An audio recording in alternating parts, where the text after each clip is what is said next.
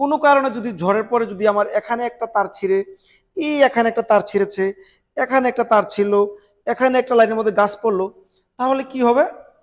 এই রিসেন্টলি দুই একটা ঝড় বৃষ্টির পরে অনেকের একটা খুব কমন প্রশ্ন জানার ইচ্ছা, যে বিদ্যুৎ কিছু সময়ের জন্য এসে আবার চলে যায়। আরেকটা বিষয় হচ্ছে যে ঝড় হয়ে গেলে বা বৃষ্টি হয়ে গেলে এত কেন সময় লাগে, বা এই ঝড় বৃষ্টির সময় কেন বিদ্যুৎ বারবার ডিস্টার্ব। তো আজকে আমি এই বিষয়টা একটু ক্লিয়ার করার জন্য, এই যে এখানে একটি লাইনের ডায়াগ্রাম আছে। এটা হচ্ছে আমাদের যে গ্রাম অঞ্চলে যে লাইনগুলো থাকে, এটা হচ্ছে আমি যেখানে দাঁড়িয়েছি এটা হচ্ছে উপকেন্দ্র, অর্থাৎ এই যে এখান থেকে লাইনগুলো হচ্ছে বিভিন্ন দিকে ছড়ে গিয়েছে, এটা হচ্ছে জাস্ট একটা লাইন। তো আমি আজকে একটু দেখাবো যে আসলে এখানে কিন্তু পুরোটা লাইনও আসেনি, এখানে এসেছি শুধুমাত্র ইকুইপমেন্ট খুঁটি।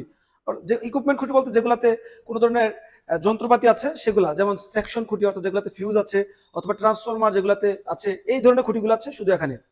তো একটা লাইনেরই এতগুলা, দেখেন যে এই যে প্রতিটা যে চিহ্ন দেখা যাচ্ছে যে গোল, এগুলো হচ্ছে একটা খুঁটি ইকুইপমেন্ট। হ্যাঁ, তাহলে যখন ঝড় হয়ে গেল, মনে করেন যে আমার এখানে এখন এই এলাকায় একটা ঝড় হয়ে গেল, তাহলে কি হবে? ঝড় হয়ে গেলে কিন্তু এই পুরো লাইনের এখানে কিন্তু আমার সুইচ হচ্ছে একটা, আমি এখান থেকে যখন সুইচটা চাপবো এই পুরোটা লাইন হচ্ছে বিদ্যুতায়িত হবে, পুরো লাইনে এলাকাতে বিদ্যুৎ যাবে। এখন কোনো কারণে যদি ঝড়ের পরে যদি আমার এখানে একটা তার ছিঁড়ে, এখানে একটা তার ছিঁড়েছে, এখানে একটা তার ছিল, এখানে একটা লাইনের মধ্যে গাছ পড়লো, তাহলে কি হবে? ঝড় তো হয়ে গেছে 5 মিনিট, 10 মিনিট, আধা ঘন্টা, 1 ঘন্টা। আমার এই যে লাইনের ক্ষয়ক্ষতিগুলা, আমি প্রথমে কি করতে হবে? আমি এই পুরো লাইনের নিচ দিয়ে হাঁটবো, হেঁটে হেঁটে হেঁটে হেঁটে দেখবো আগে প্রথমে আমার কি কি ক্ষতি হয়েছে, কোথায় কোথায় সমস্যা হয়েছে। তারপর আবার এই লাইনের এখান থেকে হাঁটবো, হেঁটে দেখবো আমার কি কি ক্ষতি হয়েছে। তারপর আমি যখন বুঝতে পারবো যে আমার লাইনে কতটুকু ক্ষতি হয়েছে, কত ধরনের ক্ষতি হয়েছে, কতটুকু সমস্যা হয়েছে, তখন হচ্ছে আমি এই লাইনটা চালু করতে হলে কি কি করা যাবে, কি কি সমস্যা সমাধান করতে হবে, মানে কি কি ধরনের সমস্যা, আগে সমস্যা মানে ফাইন্ড আউট করতে হবে, তারপর সমাধান। তখন আমি দেখলাম যে না, আমার তো এই 5-6 জায়গায় তার ছিঁড়ে আছে, এই 5-6 জায়গায় গাছ পড়া আছে। তখন আমি হচ্ছে এই যে প্রথমে আমার শাখা লাইনগুলো কেটে দিব, শাখা লাইনগুলো আলাদা করে ফেলবো। তখন আমি আগে মেইন লাইনটা চালু করার চেষ্টা করব।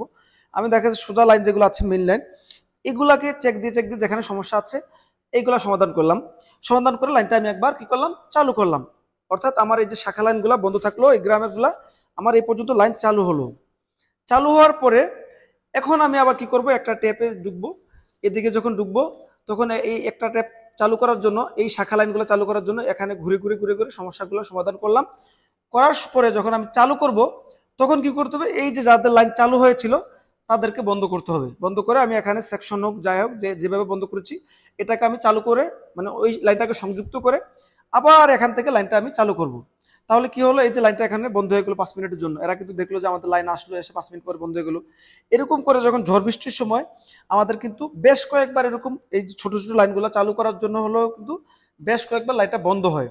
তার মানে ঝড় পরবর্তী সময় কি হলো, আপনাদের লাইনটা বারবার আসলো, বারবার গেল। আবার হয় কি, অনেক সময় যে ঝড় হয়ে গেছে মাত্র কয়েক সেকেন্ডের জন্য লাইনটা চালু হয়। এটা কেন হয়? সেটা হচ্ছে আমাদের এখানে যে ইকুইপমেন্টগুলো আছে এখানে দেখতে পাচ্ছেন, এগুলো হচ্ছে সবগুলো অটোমেটিক এয়ার ব্রেকিং, মানে এবি, এগুলো হচ্ছে ব্রেকার। হ্যাঁ, এগুলো হচ্ছে আমি যখন চালু করি, যদি লাইনের ত্রুটি থাকে এটা অটোমেটিকলি বন্ধ হয়ে যাবে। তো যখন আমরা এই লাইনটা চেক দিই বিভিন্ন সময়, চেক দেওয়ার পরেও কিন্তু অনেক সময় কিছু সূক্ষ্ম ফল্ট থাকে, যেগুলো আসলে আমাদের খালি চোখে দেখা যায় না, অথবা আপনি একবার দুইবার চেক দিলেও দেখতে পারবেন না, বুঝতে পারবেন না, এগুলো খুব সূক্ষ্ম ফল্ট। হ্যাঁ, তো এই ফল্টগুলো কি হয়, অনেক সময় চোখের এড়িয়ে চলে যায়। আমি যখন লাইন চালু করি ওই ফল্টগুলো থেকে যায়, কিন্তু আমি লাইন চালু করতেছি সাথে সাথে লাইনটা বন্ধ হয়ে গেল। তখন আপনি কিন্তু দেখলেন যে আপনার বাসায় 1 সেকেন্ডের জন্য বিদ্যুৎ চলে আসলো, 2 সেকেন্ডের জন্য বিদ্যুৎ চলে আসলো। মূলত বিষয়গুলো হয় হচ্ছে এরকম, যেহেতু আমাদের এগুলো সব হচ্ছে খোলা তার। হ্যাঁ।